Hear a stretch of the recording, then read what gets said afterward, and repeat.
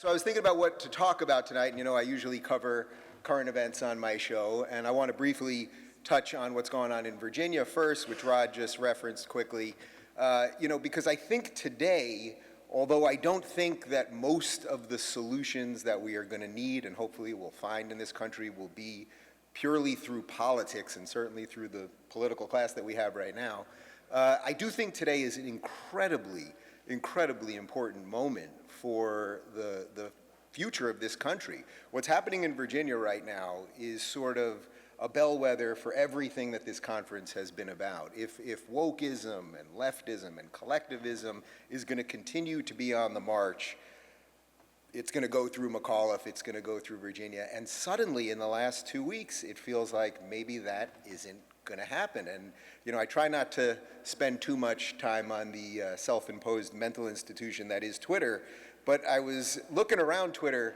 this morning and you can sort of feel it.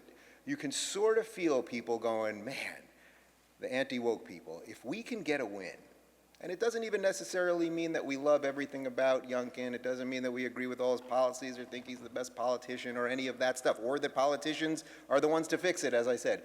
But if we can get a win right now, just something, that it might start the turnaround. I think we can all feel that. We're finally all kind of having enough of this, right? We let it happen. I referenced this last night. It was like, all of these kids that were in college with blue hair and genderless and screaming at professors and, causing, Berkeley to spend something like $400,000 to secure the campus when very scary 4'7" Ben Shapiro showed up. It's like, he's very small. He's actually in my pocket. You guys want to see him? There's a feeling, though, that they've overstepped, right? They've really overstepped by coming for the kids.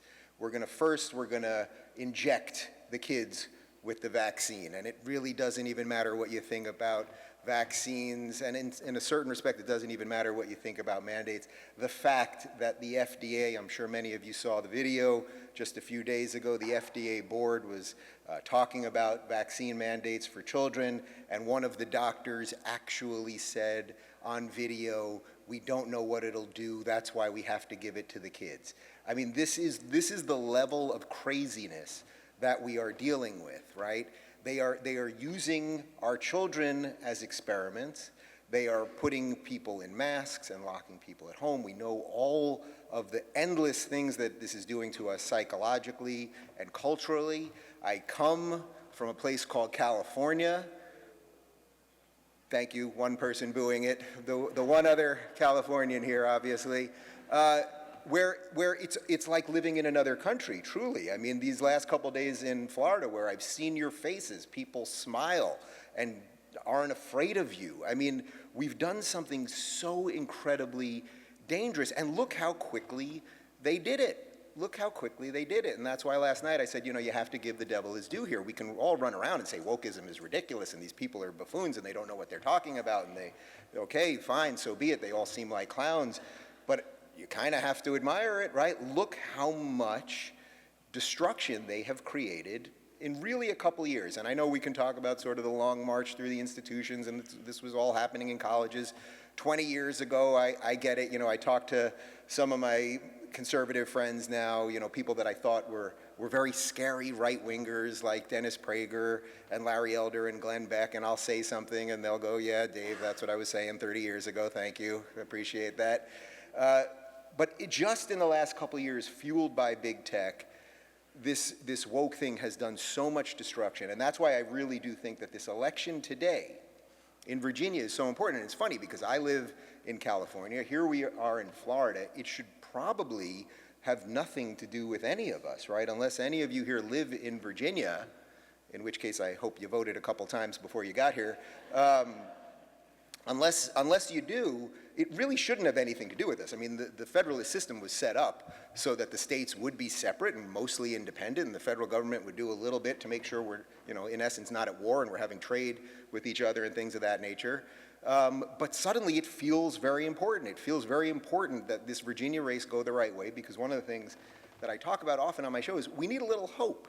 We need, I toured with Jordan Peterson. He would often talk about that star in the distance. He would reference Pinocchio and When You Wish Upon a Star. And I think we've sort of lost that in America right now. We're all sort of wandering around. We wake up every morning, you go online or you watch the news, you see the next ridiculous thing that these people are throwing on us, whether it's, the gender stuff or the vaccination stuff or now Joe Biden is going to solve climate. I mean, the guy fell asleep at the talk yesterday. Did you see that? Like, we are just inundated with stupidity, and we need some hope. So I think today there is some hope. And I'll be talking with Jonathan Isaac, who you guys might know, who's the Orlando Magic basketball player, who's come out against vaccine mandates. We just had a little talk. I'm going to talk to him. Yeah. It's not an easy feat for a guy like him. Kyrie Irving is the one that most people know. He's a big star. The guy's probably got $80 million or something. Jonathan Isaac's only been in the league for a couple of years. He has a huge, bright future that he's put on the line. But I don't know if it's even public yet, but I'll be interviewing him tonight, right up here, before J.D. Vance speaks, and he's ready to step into a wider world and realize that I don't know that he considers himself a conservative or a Republican or that he'd ever thought he'd talk at a conference like this, but he was very excited to come here. And we need that sort of thing. We need more and more people to realize that the machine is not going to save us. And again, great, let's get Youngkin in. Let's hopefully get a little signal out to the system that things, can turn around. But it's just not the politicians that are going to save us. It's us that is going to save us. That really is the truth.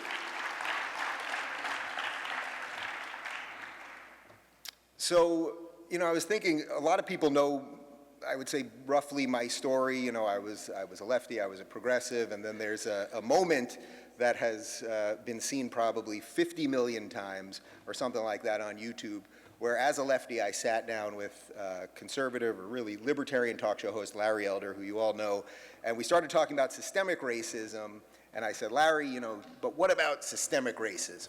And as a lefty, I kind of just believed it existed because I said it. And that's really what they believe about a lot of things. You just say something and, well, I said it, so it must be true.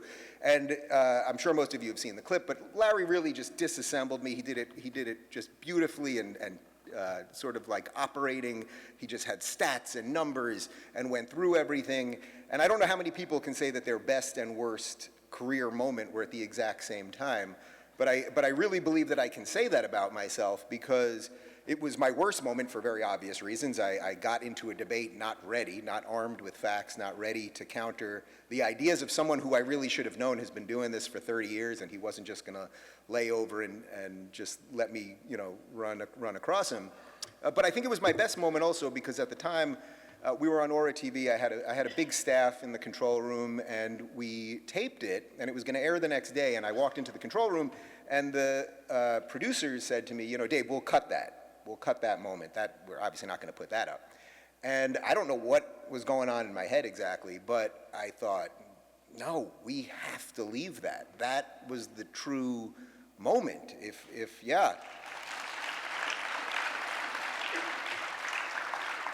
there's any purpose of being an interviewer or trying to explain to people what I believe or listening to people who know more than me, then when something true happens, we certainly can't cut that.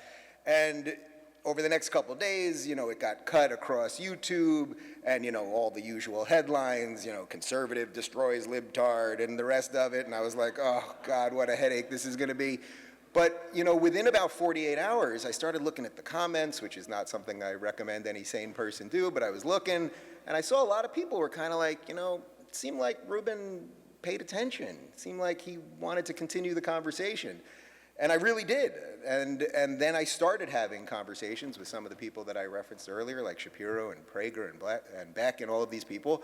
And I realized that there was a much wider world, and a world which I think sort of now I can bring this into why we're all here, a world which we have got to save. I mean, we are handing it to people who don't deserve it, and we all know it, right? We all know something is very wrong, and no matter what you think you have, they want it, and they are coming for it. There is no norm. Look how different the world is right now as we stand here on November 1st, 2021, than it was in February of 2020, right? I mean, basically, we are in a completely different world in less than 2 years. You remember, we used to talk about things just 2 years ago, less than 2 years ago. We had never heard the phrase 2 weeks to flatten the curve. Now we don't hear it anymore because they decided it was useless, it wasn't needed. We don't talk about herd immunity.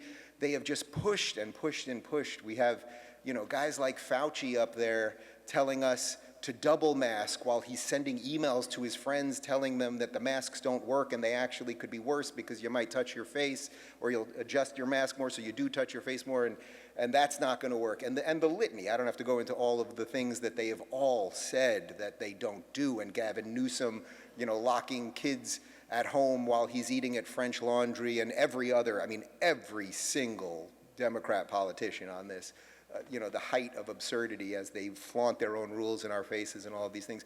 But look, the world is very, very different. And the purpose, I think, of this conference and why I wanted to come here, even though it's perhaps a little bit out of my main lane, is that I don't really care what our differences are. I really don't. I know that some of us in this room, yeah.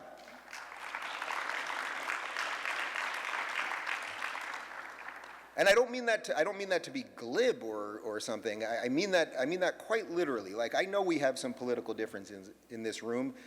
For those of you that saw the panel last night, we went through some of those differences, and they are pretty intense, right? These are deeply held religious and philosophical and political positions that we hold differently than each other. And that's important. So I don't want to be dismissive of those important issues. And we will have to deal with all of those issues. But I think that the purpose of this conference is to go, okay, we got a bigger problem at the moment.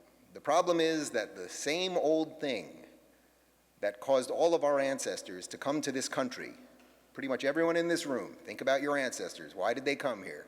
Whether you're one generation off, whether you're first generation, whether you're 6 generations in, everybody in America, in essence, with the exception of Native Americans and African Americans, came here for a better life, right? By choice. They came here often with absolutely nothing. We all know the story, right? They came with the suitcase, the clothes they had on their back, all of that stuff.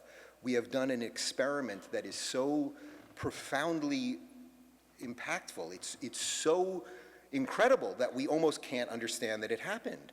We can't understand how much better, I really believe this, how much better our ancestors were than us, because I don't think that most of our ancestors would be sitting around letting this happen. My 2 grandfathers who fought in World War II, I'm pretty sure they wouldn't be sitting around. I don't know exactly what they would be doing, but I don't think they would be sitting around letting this happen. And we're all letting it move on us and move on us. And that's why when I say whatever our differences might be, and again, not to diminish them, they are deep. They are deep. But if you would like to save this thing, if you think that America is worth saving, we have half the country seemingly at the moment that does not think that this experiment was good. And the irony, of course, is they never leave, right? They always tell you they're going to leave. They always tell us, it's like, leave. I'll buy Lena Dunham a ticket. Go already, Let's get some of the Chelsea Handler. You got to go. But they don't leave. And of course they don't leave because they have extraordinary success, extraordinary wealth, extraordinary health, all of these things that they only take for granted because of our success. So whatever our, political differences are, we've got to put them aside at the moment. And then I would say if we can get some of these wins, so let's say Youngkin actually wins in Virginia, and it sends a signal, right? It sends a signal across the country. Holy cow, maybe there's a real pushback against wokeness. Well, you know what? There's this election in Jersey. There's eventually, in a year from now, we'll have election in Cali. I'm kind of out of that situation already. You know what, I will make an announcement here. I wasn't going to say this publicly yet, but I am leaving California. I'm moving to Florida. How about that, okay?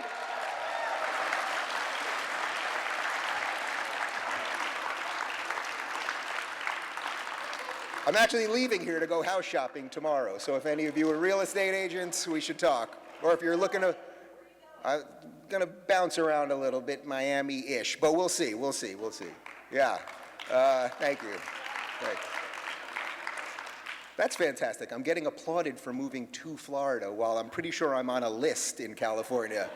Like Newsom definitely has me on a list. But all right, so let's just go with that for just a second. The reason that I'm doing it, and I really wasn't intending on saying that up here, The reason that I'm doing it is because, the system that we have, the federalist system, that, these states are supposed to operate independently, in some ways it's working at its highest level right now, right? The states are so profoundly different right now that in many ways it's like being in different countries. When I'm in California, it feels dark and depressing and everyone's masked and you can sort of, I actually don't leave my house that often because there's just not much to do and I don't feel like being around a lot of these people, but when I do go shopping, you see people and they've got the mask and they kind of look glossed over. They don't look like they're thinking. They look deeply depressed. You see this almost everywhere. I live in Los Angeles, which is a particular brand of the craziness. But in some ways, it shows you that the system's working. These people seemingly want it, right? Larry Elder ran a great campaign, I think, for the recall. It did not go well, obviously. I campaigned with Larry, and the way the media treated Larry, the LA Times calling him the black face of white supremacy. I mean, like stuff that you truly cannot imagine. Joe Biden showing up a day before the recall, refusing to even say Larry Elder's name and calling him a Trump clone, a man who grew up in South Central LA, the son of a janitor, came from nothing, who has made himself into, I think, one of the, the best public thinkers that we have in the country, the way they dismissed him and attacked him and everything else.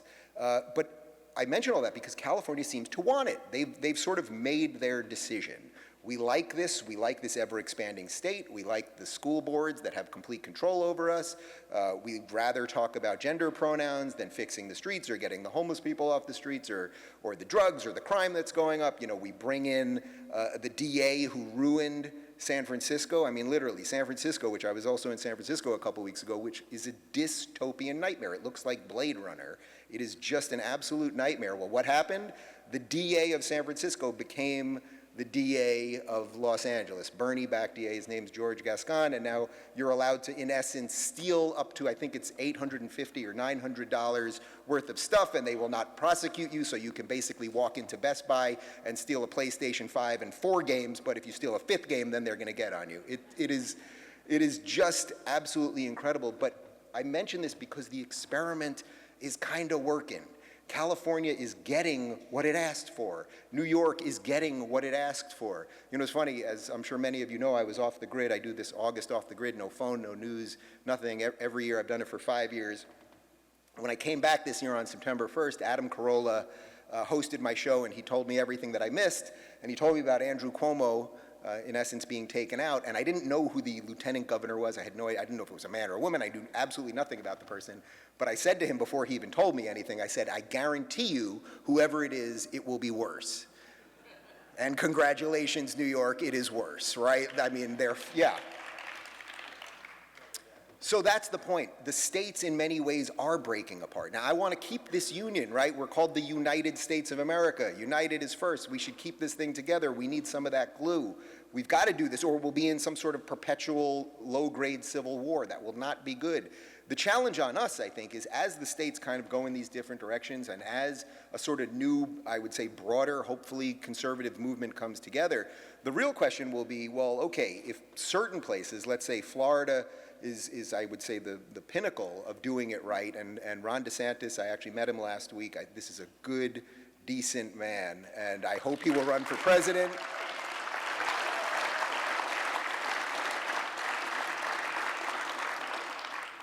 I hope he will run for president, and I also think that whether he does or doesn't, and wherever Trump fits into all that, the crop of Republicans coming up is really, really strong and good and diverse in the right sense, not in the sense of the word that the left uses.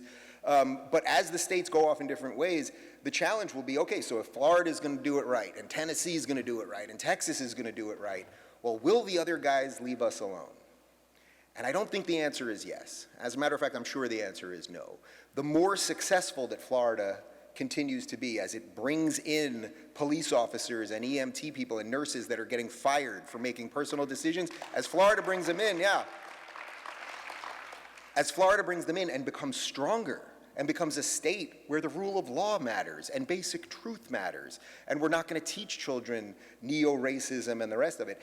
As these states do these things, and I do think hopefully it will start happening in Virginia now too, if today goes well, the other states, they're not going to be happy with that success. They will not leave that alone. So I think our next challenge that we should start thinking about now is if you live in one of these states, figure out how to defend that state. I mean that sort of intellectually, but I mean it sort of physically as well. Figure out how we're going to make sure that the states are doing it right, are not going to be under endless assault from the states that aren't.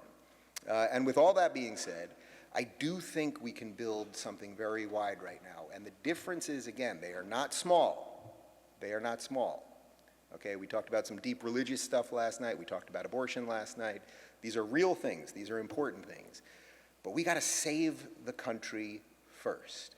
I have no doubt that every speaker that you are going to hear for the rest of today and that you've heard over the last couple days wants to live in the same country, wants to live in a country that has been the great promise. It is a dream. It is an extraordinary dream that this thing is here. And we are on the precipice of letting it go. So I think we all have our work to do. I'm going to be doing most of that work from Florida going forward, so that's nice. And yeah. And most importantly, and I ended my speech in the VIP room with this yesterday, let's go Brandon. Thank you, everybody. Enjoy the rest of the conference. Thank you, guys.